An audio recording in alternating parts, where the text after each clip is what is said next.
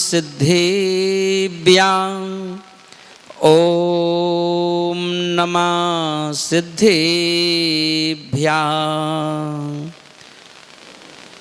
बोलिए महावीर भगवान की जय। 24 तीर्थंकर भगवान की जय।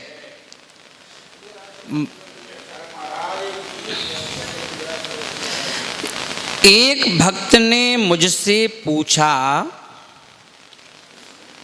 कि हे मुनिराज, इस पंचम काल में हम कैसी आराधना करें और किसकी आराधना करें जिससे कि हमारे घर में बैठा हुआ दालुद्दर, दरिद्रता, रोग, शोक आदि व्याधि, ये सभी की सभी चीज़ें घर से निकल कर के शांति का साम्राज्य फैल जाए। हम लोग इतनी पूजा करते हैं, इतनी तीर्थ यात्रा करते हैं, इतने विधान करते हैं, इतना दान करते हैं, पर फिर भी घर में परेशानी बनी रहती है, रोग शोक बने रहते हैं। आधा पैसा हमारा बीमारियों में चला जाता है, डॉक्टरों के पास चला जाता है ना। मन बेचैन रहता है, किसी काम में मन नहीं लगता है। क्या कारण है? तो आप हमें बतलाओ कि हम क्या करें।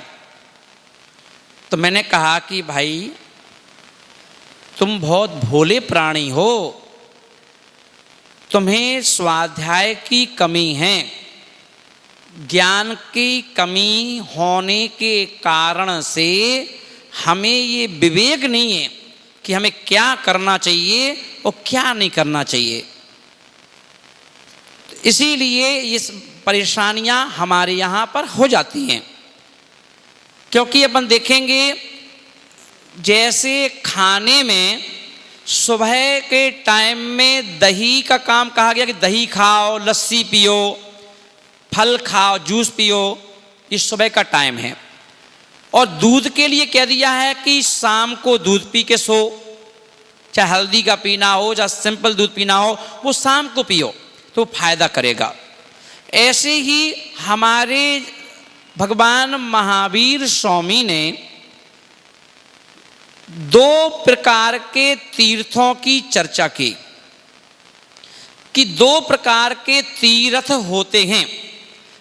एक तीर्थ चेतन तीर्थ, एक तीर्थ अचेतन तीर्थ। चेतन और अचेतन में क्या अंतर है? चेतन तीर्थ का मतलब ये है जिनके अंदर आत्मा है, जिनमें परिवर्तन होने की शक्ति है ना, जो चलते फिरते हैं, बोलते हैं, वो चेतन तीर्थ हैं। जैसे आचार्य महाराज, उपाध्याय महाराज, साधु परमेष्ठी, आरिका माता, एलक छुल्लक, ये सब चलते फिरते तीर्थ हैं। बोलते भी हैं, हंसते भी हैं, मुस्कुराते भी हैं, आहार भी लेते हैं, विहार भी करते हैं, केस लॉन्च भी करते हैं, उपदेश भी देते हैं, ज्ञान भी बांटते हैं ना। अगर हमें कोई परेशानी है तो हम किसको सुनाएं, किसको बताएं? तो कम से कम महाराज के पास, यदि महाराज का चातुर्मास चल रहा है तो हम महाराज के पास जाकर के उनको निवेदन करते हैं कि गुरुदेव बहुत परेशान हो, पिताजी की तबीयत खराब है, अस्पताल में भर्ती हैं, डॉक्टर ऐसा ऐसा बोल रहा है, हमारी तो आत्मा कांप रही है, क्या करूं? तो गुरु ने कहा चिंता मत करो, ये मंत्र लो, इसकी जाप करना, ऐसा पानी पिला देना, ऐसे मंदिर में जाकर उनके लिए प्रार्थना कर देना। उन्होंने उस परेशानी से बचने के लिए एक रास्ता दिखा दिया। तो तुम्हें खुशी भी हुई और तुमने जाकर के वो वाला काम कर दिया, तो उससे क्या हुआ, वो आपकी शंका का जिज्ञासा समाधान हो गई और वो परेशानी थी वो भी दूर हो गई। तो गुरु क्या करते हैं, बोलते हैं और उनके पास हम जाकर के अपने सुख दुख की बातें कर सकते हैं और वो सुन भी लेते हैं और हमें समाधान भी दे देते हैं। ये तो चेतन तीर्थ है। अब अचेतन तीर्थ कौन है? तो जितने भी मंदिर हैं उन मंदिर में भगवान विराजमान हैं। ये सब है ना, जितने भी तीर्थ हैं, पहाड़ है, पहाड़ों पर बने हुए चरण हैं, भगवान की मूर्तियां हैं। अब ना तो पहाड़ बोलता है, ना चरण बोलते हैं, ना मूर्तियां बोलती हैं क्या? नहीं बोलती। इसीलिए उनमें आत्मा है क्या? नहीं है। इसीलिए वो अचेतन तीर्थ हैं। तो एक चेतन, एक अचेतन। अब इन चेतन तीर्थ और अचेतन तीर्थ में से आपको भक्ति तो दोनों की करना है, मगर ये विवेक लगाना है कि पहले हम भक्ति किसकी करें? भगवान की करें, गुरु की करें, किसकी करें? ये प्रश्न उठना है। तो आचार्यों ने कहा अचेतन तीर्थ तो हमेशा हमेशा के लिए विराजमान है। भाई मंदिर तो हमेशा है, तुम रहो या ना रहो मंदिर रहेगा, मूर्ति भी विराजमान है। तो ये तो अचेतन तीर्थ की व्यवस्था है। पर चेतन तीर्थ की व्यवस्था ये है कि चेतन तीर्थ हमेशा हमारे नगर में नहीं रहते हैं, क्योंकि वो तो रमता जोगी बहता पानी। आज इस नगर में है, कल उस नगर में है, कभी उस गांव में है। उनका तो पूरे भारत में विचरण चलता रहता है। इसलिए वो पूरे भारत में जहाँ भी जाते हैं वहीं पर ज्ञान की गंगा बहाते हैं, वहीं पर है ना सभी को धर्म से जोड़ते हैं, सभी को आत्मा का, उनकी आत्मा क्या है, वो कैसे भगवान बन सकते हैं, कैसे समाधि कर सकते हैं, कैसे पापों से बच सकते हैं, ये कोई संस्कार देने वाला कोई है तो गुरु, तो चेतन तीर्थ है। तो वो पर उनका सहयोग, उनका सानिध्य हमें 12 महीने नहीं रहता है। अब क्या करें? अब 12 महीने उनका सानिध्य तो चेतन का चाहिए, क्योंकि चेतन से चेतन जब जुड़ता है तो आनंद 1000 गुना बढ़ जाता है। अब भगवान के दर्शन करने तुम रोज जाते हो, चाहे तुम सुबह 7 बजे जाओ, चाहे तुम 8 बजे जाओ, चाहे तुम 9 बजे जाओ, चाहे तुम 10 बजे जाओ, चाहे तुम 11 बजे जाओ, पर भगवान कुछ कहते हैं क्या? भगवान कुछ नहीं कहते। नहीं भी जाओ तो भगवान कुछ नहीं कहते। उनको मतलब नहीं है कि वो अचेतन है, आत्मा ही नहीं है, वो बोलते नहीं है ना। तुम 11 बजे अभिषेक कर रहे हो कि 10 बजे अभिषेक कर रहे हो कि 9 बजे अभिषेक कर रहे हो कि 7 बजे अभिषेक कर रहे हो, भगवान कभी कुछ कहते हैं क्या? नहीं कहते। तुम क्या चढ़ा रहे हो? चावल चढ़ा रहे हो, 10 रुपये किलो की चढ़ा रहे हो कि 20 रुपये किलो की चढ़ा रहे हो कि 50 रुपये किलो की चढ़ा रहे हो या 100 रुपये किलो की चढ़ा रहे हो, भगवान ने कभी तुम्हें टोका है क्या? नहीं टोका। तुमने बादाम चढ़ाई, सुपारी चढ़ाई, किशमिश चढ़ाई, काजू किशमिश चढ़ाया, भगवान ने कुछ कहा क्या? कुछ नहीं कहा। तुमने गोला चढ़ाया, तुमने श्रीफल चढ़ाया, तुमने फल चढ़ाए, भगवान ने कुछ कहा क्या? नहीं कहा। तुमने कुछ नहीं चढ़ाया, सब हाथ जोड़ के आ गए, भगवान ने कुछ कहा क्या? नहीं कहा। यही तो अचेतन तीर्थ है। इसलिए अचेतन तीर्थ है कि जहां पर तुम्हारी पूर्ण रूपेण मनमानी चल सके, और वो मनमानी कहाँ चलती है? भगवान के सामने। तो वो बोलते नहीं है, इसलिए तुम्हें जब जाना जब जाओ, जब तुम्हें जो करना जो करो, जैसे करना है वैसे करो, कोई टोकने वाले नहीं है। अब आ जाओ चेतन तीर्थ की तरफ। महाराज के पास अगर तुम 4-5 दिन नहीं गए तो महाराज टोक देते हैं, क्या बात है भाई, कहाँ थे, काफ़ी दिन से दिखे नहीं, टोक दिया। हाँ महाराज जी जरा अभी बाहर गए थे। अच्छा अच्छा, क्या बात है भाई, आपका चेहरा उतरा हुआ है। हाँ महाराज जी थोड़ा सा घर में गमी हो गई है या कुछ हो गया है ना। साहब कितनी खुशी हुई, अरे देखो वो घर पर जाके बताता है, आज महाराज जी ने पूछा था कि दिखे नहीं तुम इतने दिन से, देखो महाराज देखते हैं, ध्यान रखते हैं महाराज, है ना। आज महाराज पूछा थे तुम्हारा चेहरा क्यों उतरा हुआ है। तो व्यक्ति को एक खुशी हुई कि मतलब मेरा ध्यान रखने वाला भी इस संसार में कोई है, ये खुशी हुई। तो गुरु क्या करते हैं, एक परिवार फैमिली मेंबर की तरह आपका ध्यान रख रहे हैं, आपसे पूछ रहे हैं, तो आपका और मन करता है जाने का। चलो भाई रोज जाएंगे हम, तो महाराज ध्यान रखते हैं, महाराज पूछते हैं, तो आप क्या करोगे, रोज जाना चालू करोगे। फिर महाराज कहेंगे क्यों भाई रोज आते तो हो, आहार क्यों नहीं देते हो?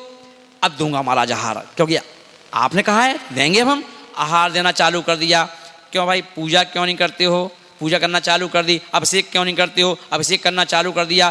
तो आपके जीवन में जो परिवर्तन आ रहा है, भगवान से आ रहा है कि गुरु से आ रहा है? गुरु से आ रहा है। और क्यों आ रहा है? क्योंकि गुरु बोलते हैं, भगवान बोलते नहीं है। डर नहीं है, अगर यहाँ नहीं आओगे तो गुरु टोक देते हैं, तो ये डर है। महाराज जी टोक देंगे, यार अपन नहीं गए तो चलो भैया चाहे 2 मिनट के लिए हुआ हो, है ना। पर भगवान के पास डर नहीं है, क्योंकि उन्मान में कुछ कहते ही नहीं है, जाओ तो नहीं जाओ तो, है ना। ये अंतर है चेतन तीर्थ में और अचेतन तीर्थ में। अब प्राथमिकता किसको दें सबसे पहले, है ना? तो बोले कि देखिए हमें सबसे पहले प्राथमिकता देना है चेतन तीर्थ को। किसको देना है? जैसे आपके घर में कोई अतिथि आ जाता है, तो आप अतिथि को पहले देखते हो कि भगवान को पहले देखते हो? आप तो भगवान को छोड़ देते हो। आज गेस्ट आए हैं तो रेस्ट कर दिया मंदिर का, आज गेस्ट आए हैं प्रवचन में नहीं जाएंगे, आज गेस्ट आए हैं तो पलर चला के आज आहार देने नहीं जाएंगे, आज गेस्ट आए हैं आज अभिषेक नहीं करेंगे, सबका रेस्ट कर दिया, है ना। ऐसे होता ही नहीं होता है?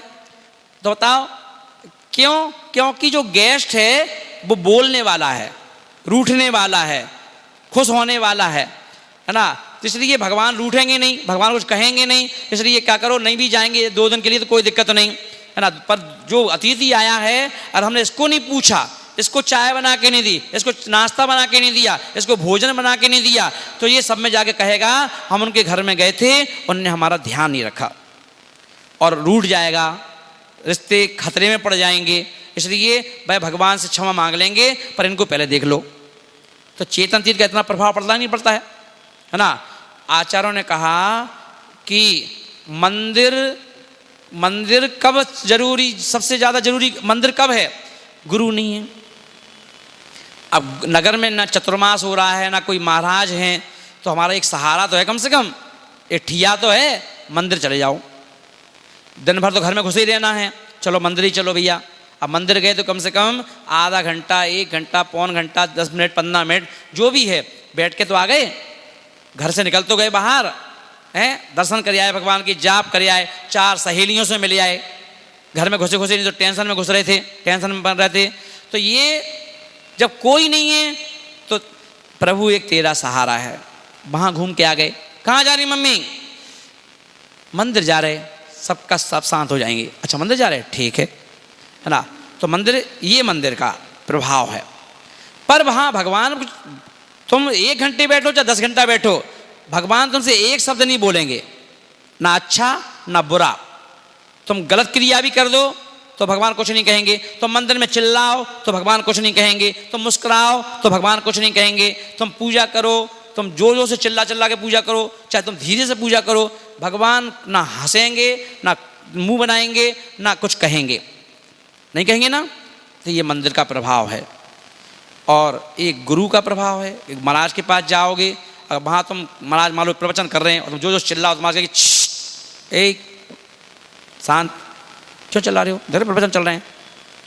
चिल्लाओगे तो रोक देंगे, गलत क्रिया करोगे तो टोक देंगे, है ना। क्यों? ये चेतन है। तो इसलिए अगर जीवन में परिवर्तन चाहते हो, जीवन में अगर परिवर्तन चाहते हो, तो चेतन तीर्थ का बहुत होना जीवन में जरूरी है। इसलिए अपन आचार्यों ने क्यों कहा, जिनका जीवन शुरू करना है, तो जिनके जीवन में गुरु नहीं उनका जीवन शुरू नहीं। ये क्यों नहीं कहा जिनके जीवन में प्रभु नहीं उसका जीवन शुरू नहीं? ऐसा क्यों नहीं कहा? क्यों कहा? जिसके जीवन में गुरु नहीं उसका जीवन शुरू नहीं। तो बोले कि प्रभु से ज्यादा हमारे क्रांतिकारी परिवर्तन करने के लिए प्रभु नहीं, गुरु चाहिए। गुरु चाहिए, गुरु। तो गुरु का होना जरूरी है।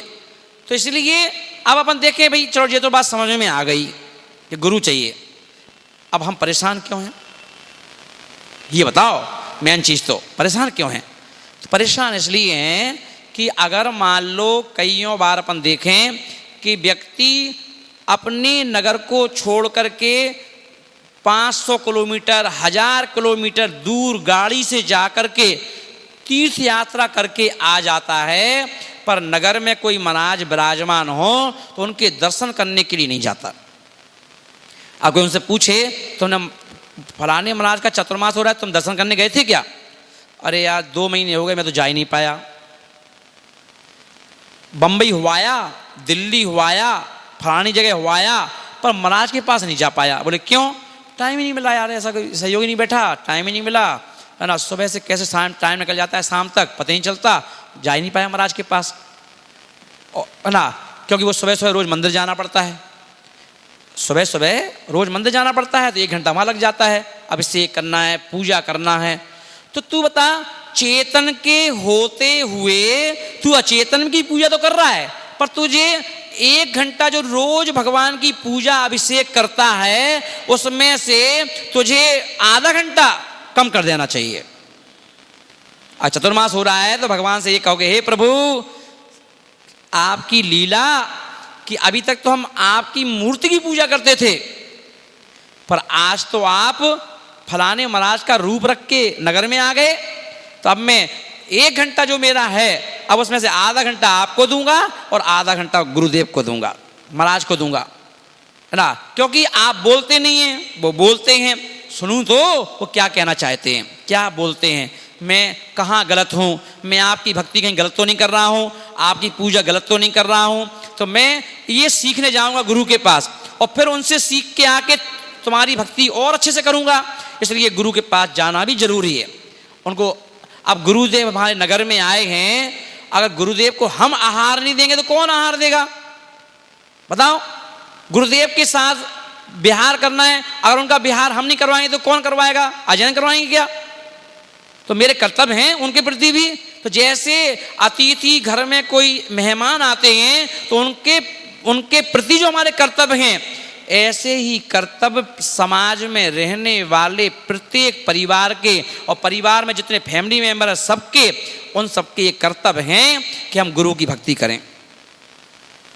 और जब गुरु की भक्ति करोगे, कभी अपन सोचो जब कोई आपदा विपदा हमारे पर आती है तो आप भगवान के पास जाते हो, गुरु के पास जाते हो?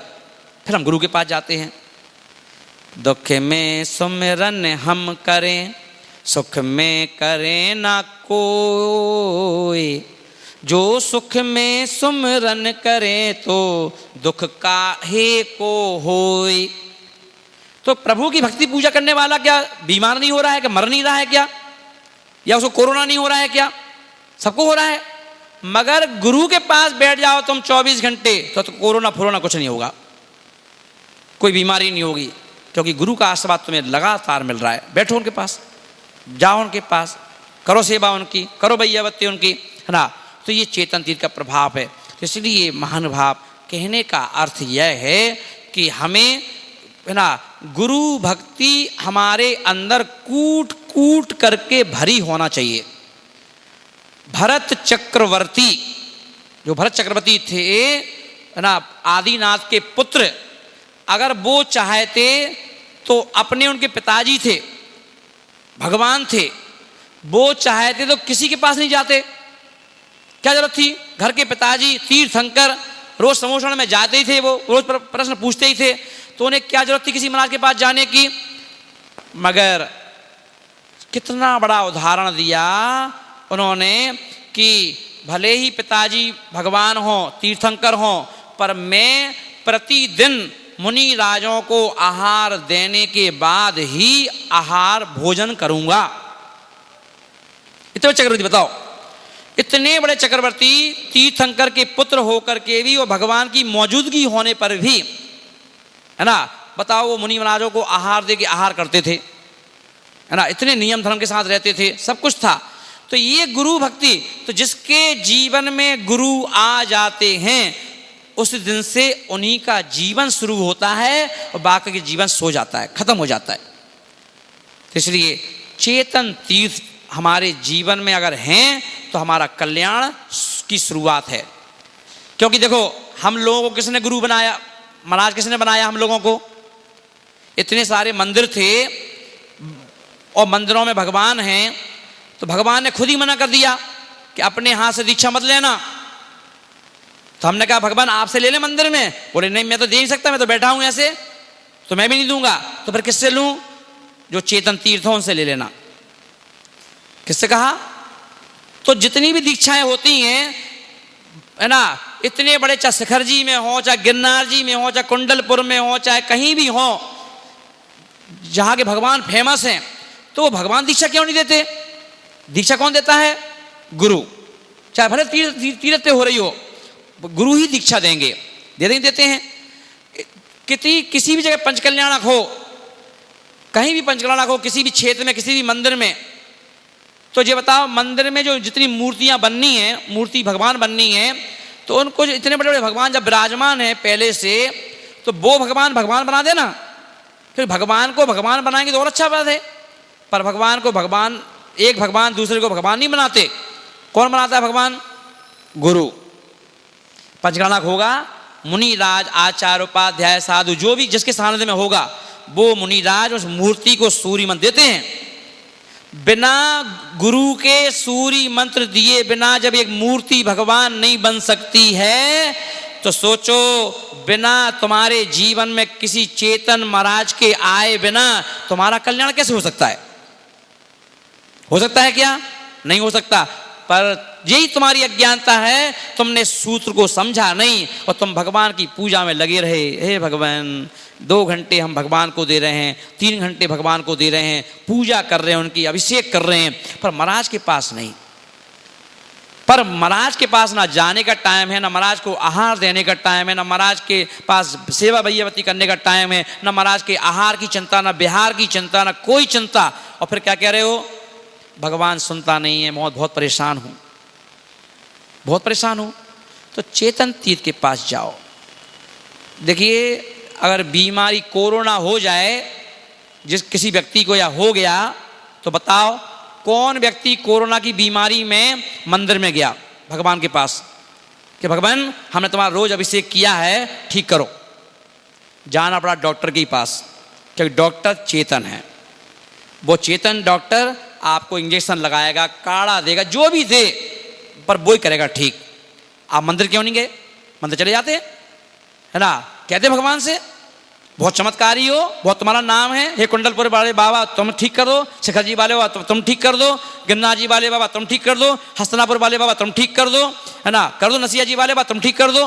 क्यों डर रहे हो? फिर क्यों भाग रहे हो? फिर क्यों ये मास्क लगा के घूम रहे हो? फिर क्यों ये कर रहे हो? क्योंकि तुम्हारे जीवन में चेतन तीर्थ नहीं है। और जिन जिन के जीवन में चेतन तीर्थ हैं, उनका कोई बाल बांका नहीं हो पा रहा है, ये भी ध्यान रखना। उनका कोई बाल बांका भी नहीं हो पा रहा है, ये भी ध्यान रखो। चेतन तीर्थ का होना जरूरी है, गुरु का होना जरूरी है। क्योंकि जिसके जीवन में गुरु नहीं, उसका जीवन शुरू नहीं, और जिसके जीवन में गुरु हैं, उनका जीवन शुरू हो गया, फिर उनको पीछे मुड़ के नहीं देखना पड़ता।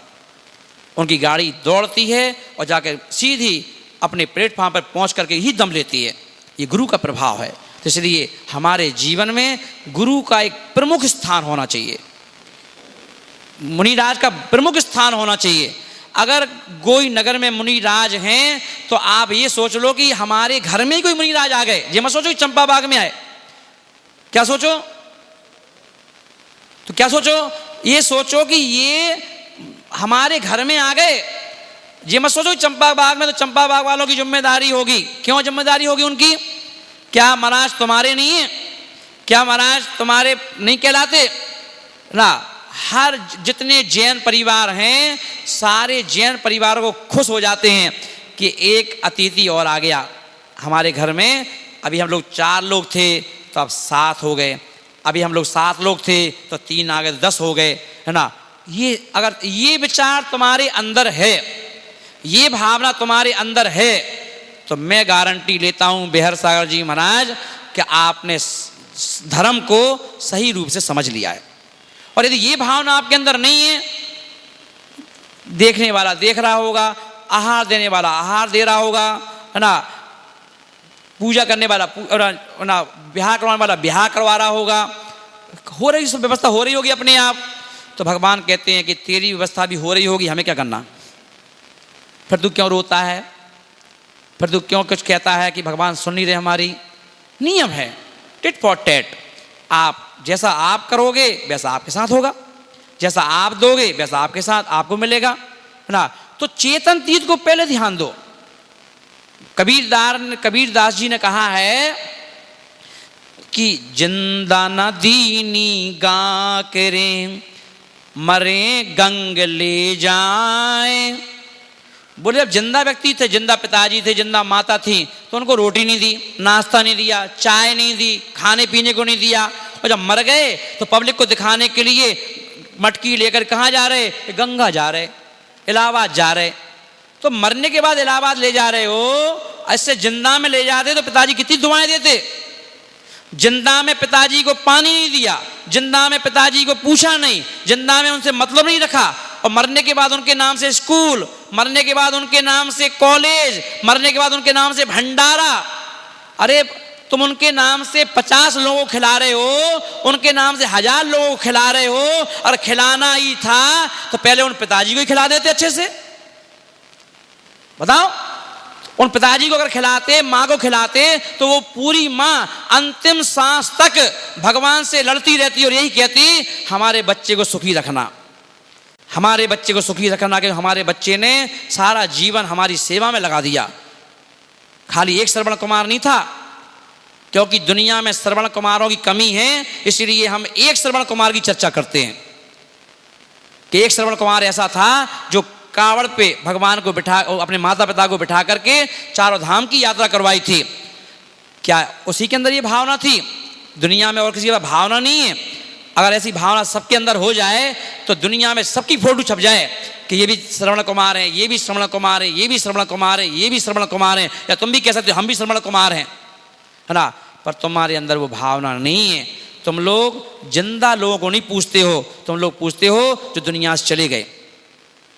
जो दुनिया से चले गए हैं तुम उनकी फोटो लगाने को तैयार हो, जो दुनिया से चले गए हैं उनके नाम से तुम दान देने को तैयार हो, लाखों रुपए का। और जिंदा में अगर पिताजी कहते थे बेटा 200 रुपए देना, खाए के लिए चाहिए तुम्हें, क्यों चाहिए है, सब कुछ मिलता रहा है खाने पीने को, फिर भी तुम्हें तो पैसा चाहिए, क्यों पैसा खर्च कर रहे हो? तो ये भावना तुम्हारी थी जिंदा में है। अगर माँ ने कहा बेटा मंदिर छुड़वा दो गाड़ी से, मम्मा अम्मा जरूर 5 रुपया रिक्शा चले जाइयो, हमारा टाइम नहीं है, हमें वहाँ जाना है, ये तुम्हारी भावना थी हैं। माँ ने कहा बेटा बहुत दिन से समोसा नहीं खाए, बहुत कचौड़ी नहीं खाई, बेटा मंगा दो। अब तुम्हारा बुढ़ापा आ गया है, तुम्हें अब समोसा कचौड़ी खाना है क्या? घर में दाल रोटी बनी खा लो चुपचाप। तो उसको टोक दिया।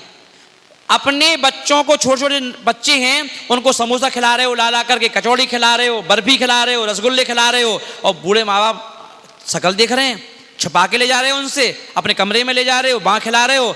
एक रसगुल्ला अगर माँ को दे दोगे तो क्या बिगड़ जाएगा, एक समोसा मम्मी को दे दोगे तो क्या बिगड़ जाएगा, एक कचौड़ी माँ पिताजी को दे दो तो क्या बिगड़ जाएगा?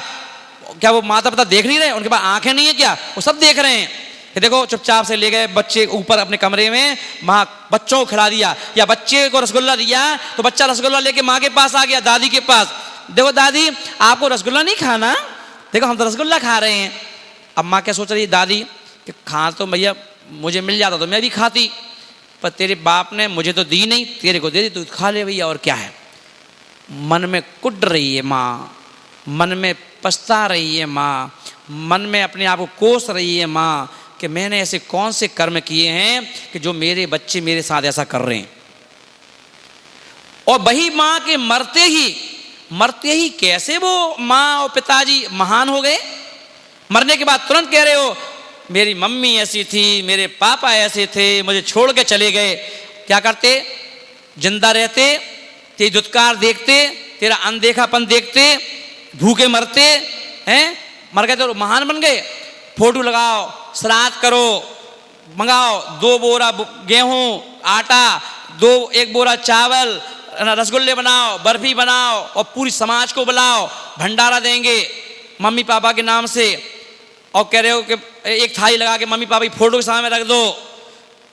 फोटो में से उनकी मम्मी पापा की आत्मा देखती है तो क्या कहती है, हद तेरे की नालायक बेईमान, जब हम जिंदा थे तब ये थाली दिखाई, मरने के बाद दिखा रहे हो हैं? गंगा ले जा रहे हो, बाल मड़वा रहे हो, गंजी करवा ली। पिताजी कह रहे बताओ अब नाटक दिखा रहा है, मरने के बाद जिंदा में साले सामने से निकल जाते थे तो पूछते भी नहीं थे। होटल जाएंगे तो पूरे परिवार को लेके जाएंगे, हमें कभी लेके नहीं गए, कभी नहीं कहा कि चल मम्मी तू भी चल होटल, चल पापा तुम भी चलो होटल। तो हमसे कह दिया चौकीदार घर में रहना, घर को देखना, हम शादी में जा रहे हैं। हम क्या हमारा मन नहीं था क्या हम सोचते नहीं थे, है ना? उस समय तुम्हारी भावना कहाँ थी? उस समय तुम हम क्या मम्मी नहीं थे हम क्या? उस समय पापा नहीं थे क्या? तो वो सिर्फ चौकीदार थे।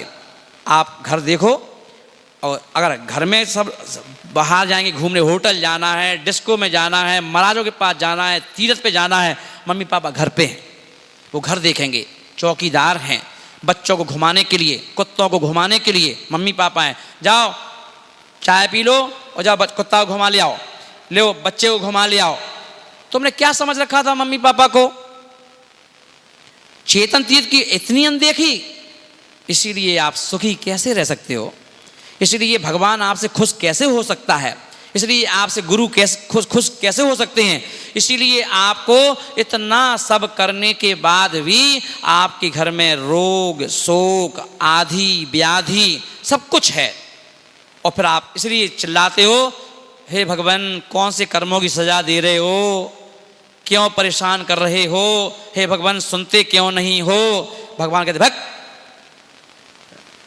साले दिखाने के लिए दान दे रहे हो, लाखों रुपए का दान मंच पे दे आओगे पर अपने माँ बाप को नहीं देखोगे, उनकी सेवा नहीं करोगे, हैं? बीवी की सेवा कर लोगे, बच्चों की सेवा कर लोगे, कभी 10 मिनट आके मम्मी बूढ़ी माँ के पास बैठ जाओ, उसके पैर पकड़ लो, पैर दबाते जाओ और पूछते जाओ मम्मी तू ठीक है, कोई परेशानी तो नहीं है, किसी चीज़ की आवश्यकता तो नहीं है, हैं? कभी नाश्ता ला के चुपचाप दे जाओ, माँ ये नाश्ता कर ले माँ तेरे लिए झाड़ी लाया हूँ आज त्योहार तीज पर, ले माँ तेरे लिए ये लेके आया हूँ। कोई लड़का ऐसा करता है? कोई नहीं करता ऐसा, कोई नहीं करता ऐसा। इसलिए परेशान हो, इसलिए दुखी हो, इसलिए बरकत नहीं है ना, ध्यान रखना। इसलिए महानुभाव कहने का अर्थ है चेतन तीर्थ को पहले देखो, चेतन तीर्थ की सेवा कर लो। चेतन तीर्थ क्योंकि अचेतन तो हैं ही, अचेतन तो भगवान कहाँ जा रहे हैं? वो तो हैं ही। जो चेतन हैं, जिंदा हैं, बोलते हैं, चलते हैं, फिरते हैं, खाते हैं। सोचो भगवान के पास जाना, 60 रुपए का नारियल खरीदना और चढ़ाना, और एक नारियल महाराज के पास लेके जाना, पानी निकालना और महाराज की अंजलि में दे देना, तो कौन तुम्हारे सामने खाएगा पिएगा बताओ? मंदिर में चढ़ाओगे माली उठा के ले जाएगा, महाराज को दोगे महाराज पी लेंगे, कर्जदार महाराज हो गए क्योंकि उन्होंने पिया है, नमक खाया है तुम्हारा, उनको तुम्हारे लिए इसका फल देना ही पड़ेगा। और भगवान पर चढ़ा के आओगे, भगवान से तुम कहोगे भगवान हमने तेरे सिर पर चढ़ाए, अनार चढ़ाए, मौसमी चढ़ाई, ये चढ़ाया वो चढ़ाया, आप सुन नहीं रहे, तो भगवान ने कहा तूने चढ़ाया, मैंने लिया क्या? मैंने लिया है तो बता। देख वो माली ले गया पूरा सब चीज़, मौसमी उठा के माली ले गया, सिर पर उठा के माली ले गया। जिसने खाया हो उसको दबाना, चल भाग यहां से। नेकी अच्छी होना चाहिए, नेकी, हमारी विचारधारा अच्छी होना चाहिए, हमारे भाव अच्छे होना चाहिए, हमारी भावना अच्छी होना चाहिए, हमारा व्यवहार अच्छा होना चाहिए, उससे फल मिलता है, ये ध्यान रखना। इसलिए फल देने वाले चेतन तीर्थ हैं, क्योंकि हम देखेंगे कौन सेवा कर रहा है। माता पिता देखते हैं कि कौन बेटा ज़्यादा सेवा कर रहा है, कौन सी बहू ज़्यादा सेवा कर रही है, कौन हमारा ध्यान रख रहा है। तो अगर एक अंगूठी भी उसके पास है, उस माँ के पास, तो वो अपनी अंगूठी उतार के भी एक कोशिश करती है कि मैं उसको ही दूँ जिसने हमारी सेवा की है, जिसने हमारा ध्यान रखा है। चाहे भले एक अंगूठी क्यों ना हो छोटी सी, चुपचाप से वो आएगी सेवा करने वाली, बेटा इधर आ, कोई नहीं अब जल्दी आ, ये अंगूठी चुपचाप रख ले। अरे माँ क्या करना, हमें क्या करना, आप रखे रहो, चुप रख लो, चुपचाप चुप। हैं कौन है तेरे देखने वाला? जैसे हमें कोई देखने वाला नहीं, ऐसे तुझे कौन देखने वाला है? ये रख ले अंगूठी चुपचाप, काम आ जाएगी, रख ले चुपचाप। ये माँ की आत्मा है, ये पिताजी की आत्मा है। पिताजी ऐसे पिताजी दे के जाते हैं, ऐसे माँ दे के जाती है, पर देते उसी को हैं जिसने उनकी सेवा की है, ध्यान रखा है। इसलिए महानुभाव, चेतन तीर्थ में यही अंतर है कि चेतन तीर्थ के साथ तुम जैसा करोगे वो तुम्हें वैसा ही लौटाने का प्रयास करते हैं। भगवान को मतलब नहीं है तुमसे, करो तो नहीं करो तो, क्योंकि वो तो भगवान बन चुके, ना वो तुम्हारा अच्छा सोचते हैं ना तुम्हारा बुरा सोचते हैं, ना वो तुम्हें देने आएंगे ना लेने आएंगे, वो कुछ नहीं देते लेते हैं तो गुरु देते लेते हैं। इसलिए गुरु की सेवा करो, गुरु की भक्ति करो पहले नंबर पर, बाद में भगवान की करो। क्यों? आप कहेंगे कैसी बात कर रहे हो महाराज, पहले आपकी करें पर बाद में भगवान की। मैं नहीं कह रहा हूं, क्या कहा, गुरु गोविंद दो खड़े काके लागू पाए, बलिहारी गुरुदेव की गोविंदियो बताए। कि हे गुरुदेव, पहले नंबर पे आप, क्योंकि आपने तो बताया है कि ये भगवान हैं, आपने तो बताया है इनका अभिषेक करो, आपने तो बताया है इनकी पूजा करो, आपने तो बताया है इनके साथ ऐसा करो, इनने तो नहीं बताया कुछ, इसलिए पहले आप बाद में भगवान। इसलिए महानुभाव, अपने जीवन में गुरु की फोटो जरूर लगा लेना, अपने जीवन में गुरु को जरूर बिठा लेना। भगवान बैठे या ना बैठे चल जाएगा, पर तुमने अगर गुरु को बिठा लिया तो तुम्हारा नियम से आत्मा का कल्याण हो जाएगा, तुम्हारी आत्मा परमात्मा बन जाएगी, तुम्हारी समाधि हो जाएगी। क्योंकि समाधि कराने वाला कोई है तो गुरु हैं, दीक्षा देने वाला कोई है तो गुरु हैं, तुम्हें दुखों से निकालने वाला कोई है तो गुरु हैं, तुम्हारी परेशानियों का समाधान करने वाला कोई है तो गुरु हैं। इसलिए जिसके जीवन में गुरु नहीं उसका जीवन शुरू नहीं।